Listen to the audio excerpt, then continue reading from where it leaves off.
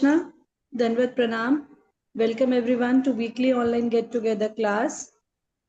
Today, Bhaktin Bharati Kakkad Mataji will be reading the Gita Wisdom Tales. ये क्यों hang हो गया? Net बंद हो गया क्या? ॐ अज्ञानतिमिरान्धस्य ज्ञानाञ्जनशलाकया चक्षुरुन्मिलितं येन तस्मै श्रीगुरुवे नमः। श्रीचैतन्यमनोभीष्टं स्थापितं येन भूतले स्वयं रूप कदा मह्यं ददाति स्वपदान्तिकम्।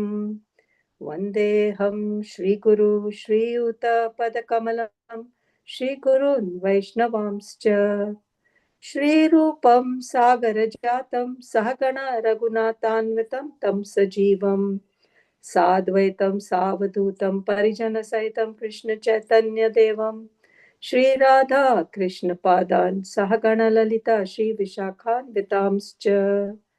हे कृष्णा करुणा सिन्धु दीनबन्धु जगत्पते गोपेश गोपिका कांत राधा कांत नमोस्तुते। तप्त कांचन गौरांगी श्री राधे वृंदावनेश्वरी वृषभानुसुते देवी प्रणमामि हरिप्रिये। वाञ्छाकल्पतरुभ्यश्च कृपा सिन्धुभ्य एव च पतितानां पावनेभ्यो वैष्णवेभ्यो नमो नमः। जय श्री कृष्ण चैतन्य प्रभु नित्यानंद श्री अद्वैत गदाधर श्रीवासादि गौर भक्त वृंद। हरे कृष्णा कृष्णा कृष्णा हरे हरे, हरे राम राम राम हरे हरे। हरे कृष्णा कृष्णा कृष्णा हरे हरे, हरे राम राम राम हरे हरे। हरे कृष्णा कृष्णा कृष्णा हरे हरे, हरे राम राम राम हरे हरे। जगत गुरु श्रील प्रभुपाद की जय। His Holiness Gopal Krishna Goswami Maharaj की जय। समवेत गौर भक्त वृंद की जय। So today we continue with our reading from the Gita Wisdom Tales. We are reading from the Bhakti devotion part of it. Taking shloka number 3 from there. Devotion destroys difficulties. Bhagavad Gita shloka 18.58. Matchitta sarva durgani matprasadat tarishyasi atha chetvam ahankaran na srosyashi vinakshasi. Do the devotees face difficulties? Of course, yes. But who protects them? Simple. When a child is in difficulty, who protects him or her? Parents, isn't it? Similarly, Lord Krishna, the supreme parent of all living beings, shall lovingly protect all his devotees from various adversities. Lord Krishna promises in this shloka, by becoming my devotee, one can pass over all the difficulties in this world by my special grace. But the one who is egoistic and disregards my divine teachings will be lost. Now relish some sweet stories of devotees who were protected by the Lord in difficult times. The Narayanastra. Millions of years ago, a king named Dhruva ruled the earth. He was a great devotee of Lord Vishnu. He had a younger stepbrother named Uttama. One day, Uttama went on a hunting excursion and was killed by a powerful yaksha, a demon-like creature with mystic powers in the Himalayas. The news reached Dhruva, and he was overcome with sorrow at the loss of his brother. He became angry with the yakshas who killed his brother.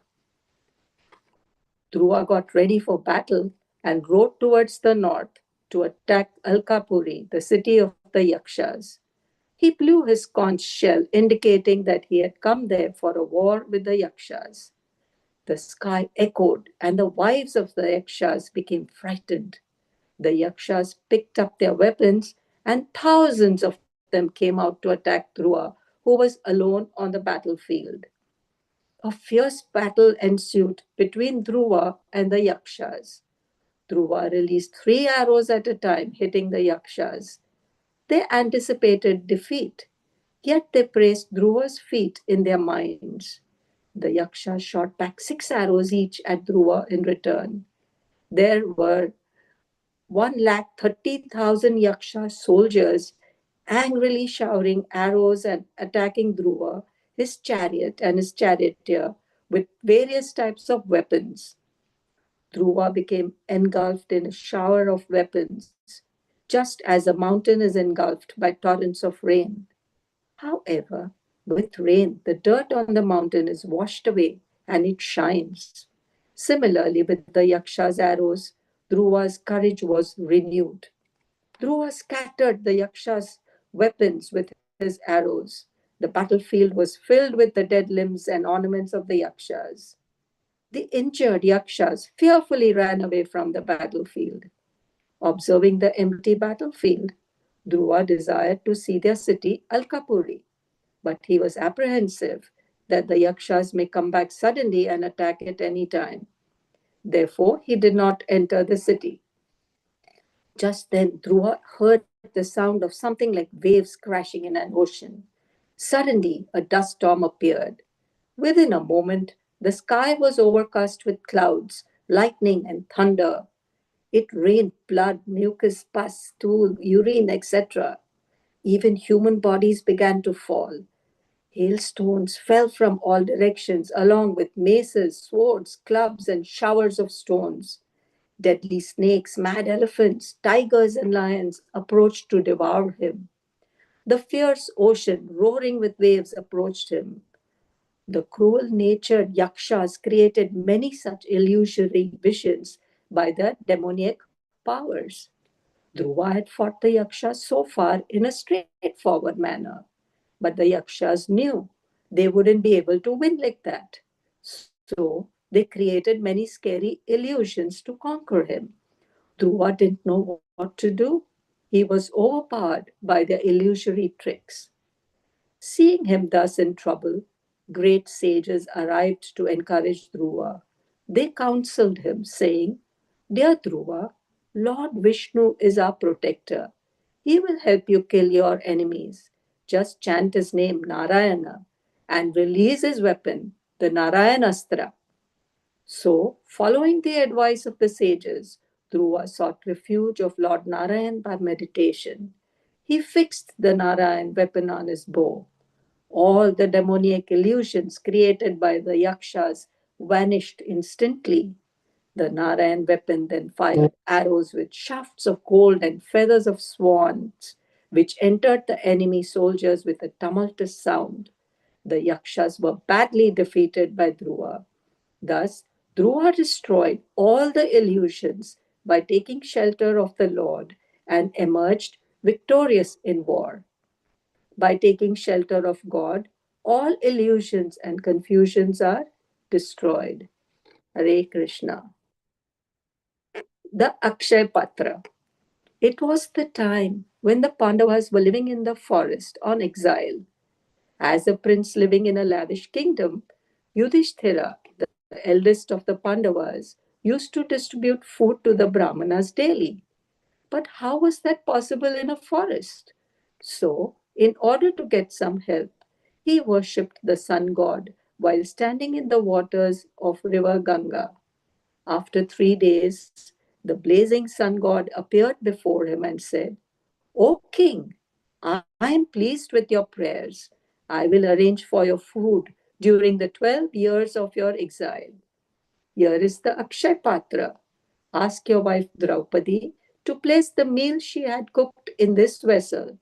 That food will not reduce in quantity until the time she eats herself. You can thus feed any number of people using this vessel."